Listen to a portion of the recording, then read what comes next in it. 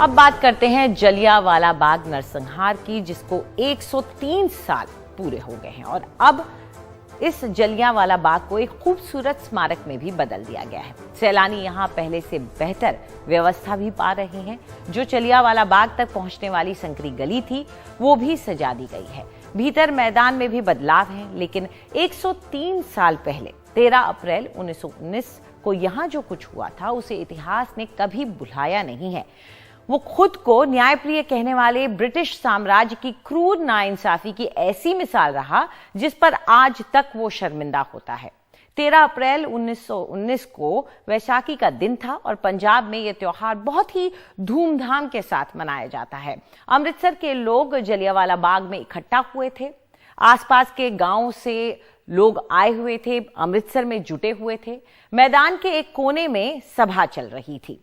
तभी ब्रिटिश सरकार के जनरल डायर वहां पर करीब 50 सैनिकों को साथ में लेकर पहुंचा। अगले 10 मिनट तक उसके सिपाही लोगों पर गोलियां बरसाते रहे। कुल 1650 राउंड की फायरिंग कहते हैं वहां पर की गई थी।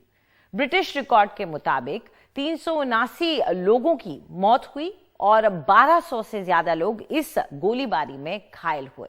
लेकिन जो दूसरे स्रोत हैं उनके मुताबिक मृतकों की संख्या 1000 से ऊपर की है। सरकारी आंकड़े कभी भी सच नहीं बताते हैं।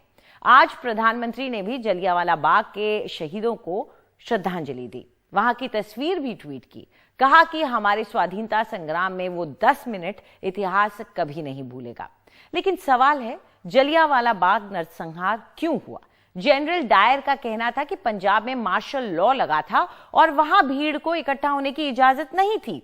लेकिन क्या ये गोलीबारी इससे जायज हो जाती है?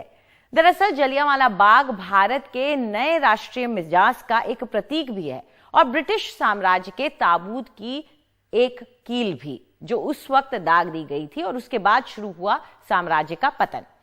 10 मार्च 1919 में अंग्रेज सरकार रॉलेट एक्ट नाम का एक बेहद कड़ा कानून लेकर आई। इस कानून के तहत किसी भी शख्स को आतंकी साजिश के नाम पर गिरफ्तार किया जा सकता था।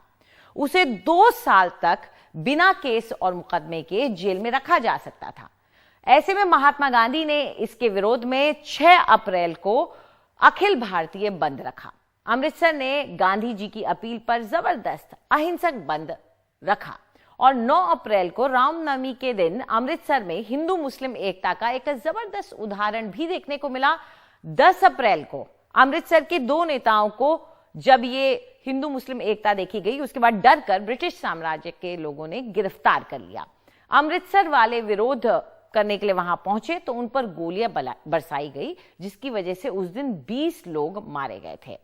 इस सब के बाद जो हंगामा हुआ उसके बीच अंग्रेजों ने जुल्म की इंतहा कर दी। 3 दिन बाद जलियांवाला बाग उसी का एक सबसे चरम रूप बनकर सामने आया। लेकिन अमृतसर में गोली चलाने वालों को यह नहीं मालूम था कि दरअसल वे अपनी हुकूमत के अंत की शुरुआत कर रहे हैं।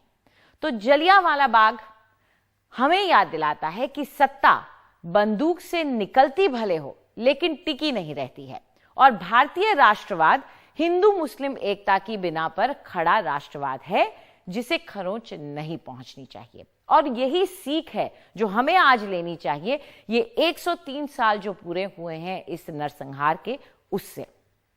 आज के क्या आप जानते में इतना ही। नमस्कार।